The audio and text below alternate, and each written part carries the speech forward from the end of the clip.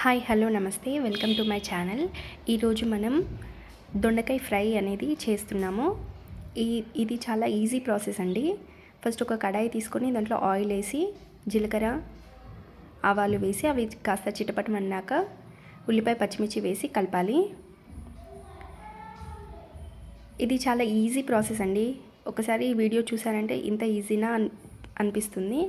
అవి కాస్త వేగాక అల్లం పసుపు వేసి కలపాలి. దొండకాయ అనేది ఇలా సర్కిల్లో కట్ చేసుకోవాలి. చాలా సన్నగా కట్ చేసుకుంటే దొండకాయ అనేది చాలా త్వరగా మగ్గిపోతుందండి.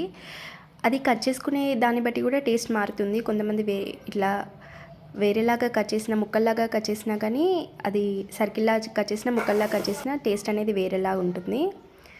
కాస్త ఉప్పు వేసి మూత పెట్టి కలపాలి.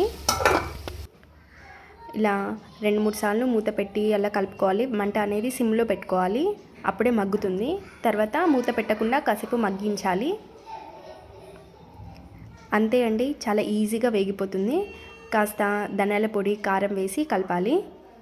లాస్ట్గా సన్నగా తరుక్కున్న కొత్తిమీర వేసి స్టవ్ ఆఫ్ చేసుకోవడమే. చూడండి ఎంత ఈజీగా దొండకాయ ఫ్రై అనేది రెడీ అయిందో.